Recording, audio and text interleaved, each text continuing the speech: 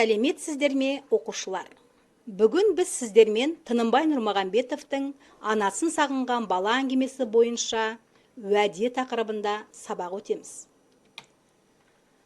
Сабағымыздың оқу мақсаты әдеби шығарманың жанрына қарай фабуласы мен сюжеттік дамуын сипаттау және кейіпкерлерді шынайы өмірмен салыстырып бағалау. Балалар, біз өткен сабақта Тынымбай Нұрмағамбетовтың «Анасын сағынған бала» әңгімесін бойынша танысу сабағын өткен болатынбыз. Мен сіздерге үй тапсырмасы ретінде Тынымбай Нұрмағамбетовтың «Анасын сағынған бала» әңгімесінен үзіндіні оқулықтан толық оқып келуге тапсырма берген болатынмын. Олай болса, үй тапсырмасын тексеру мақсатында я немесе жоқ әдісі арқылы тексереміз. Қазір мен сіздерге бірнеше сұрақ қоямын. Сұрақтарды оқып отырған кезде сіздер бір сөзбен я немесе жоқ деп жауап беріп отыруға тырысыңыздар. Сұрақтар: бала атасымен алғаш кездескенде ән айтып отырды ма? Кішкентай баланың есімі Мәди ме? Сержанның атасы көрші ауылдан келді ме? Балмағамбет Сержанды дүкенге апарып, балмұздақ әперді ме? Атасы Сержанды қалаға анасына алып кетемін деген уәдесінде тұрды ма? Сержан анасымен кездесті ме?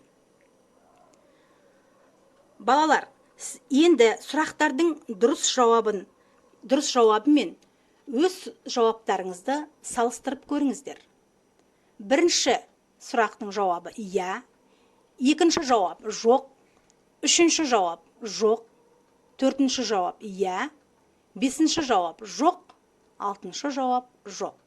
Егерде сіздердің жауаптарыңыз дұрыс жауаптармен сәйкес келмесе, онда Тынымбай Нұрмағамбетовтың «Анасын сағынған бала» әңгімесін қайтадан тағы бір рет оқып шығыңыздар.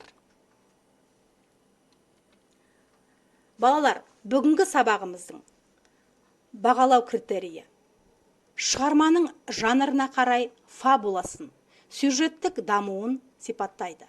Осы критерий негізінде білім алушы шығарманың жанрына қарай фабуласын, сюжеттік дамуын анықтайды, шығарманың сюжетін сипаттайтын тақырып қояды.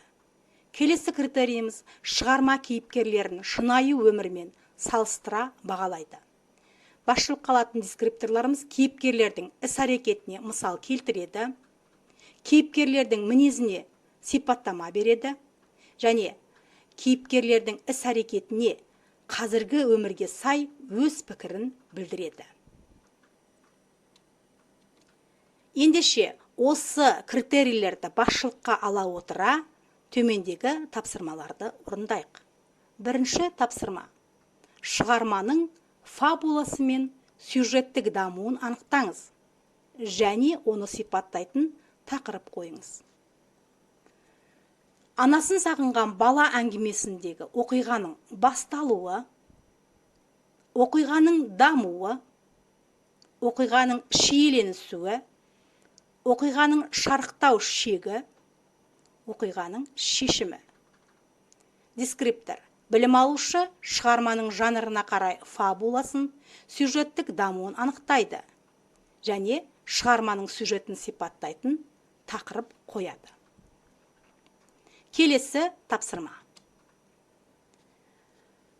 баласын сағынған ана әңгімесіндегі негізгі кейіпкерлер Сержан, Күміскүл, Есмағамбет. Осы кейіпкерлердің сіз толық таныдыңыз ба? Осыны анықтау мақсатында егжей-тегжейлі білуге әдісі бойынша өзіңізге ұнаған бір кейіпкерді таңдап, бірінші бағанға сол кейіпкердің іс-әрекетін жазасыздар, екінші бағанға сол кейіпкердің мінезіне сипаттама беріңіздер, үшінші бағанға сол кейіпкердің іс-әрекетіне қазіргі өмірге сай өз пікіріңізді білдіріп жазыңыз.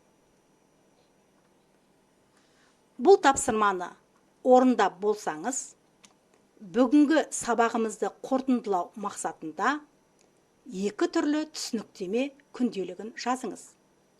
Ол үшін дәптеріңіздің бетін вертикаль сызықпен екі бөлікке бөліп сызып, бөліктің оң жағына мәтіндегі қатты әсер еткен тұстарды, үзінділерді жазыңыз. Бөліктің сол жағына әңгімені оқығанда қатты әсер еткен үзінділер жайлы пікір жазыңыз. Әңгімені оқи отырып, не есіңізге түсті? Себеп салдары қандай? Сізде қандай сұрақтар туындады? Соларды бөліктің сол жағына жазыңыз. Балалар, бүгінгі сабағымыздың тақырыбы анасын сағынған бала уәде болатын. Ендеше, Балмағамбет үй тапсырмасы ретінде сіздерге, Балмағамбет өз уәдесінде тұрды ма? Оған не кедергі болды? Сіз Балмағамбеттің орнында болсаңыз, қалай әрекет етер едіңіз? Осы сұрақтарға жауап ретінде өз пікіріңізді білдіріп, ойыңызды тұжырымдап жазыңыз. Назарларыңызға рахмет.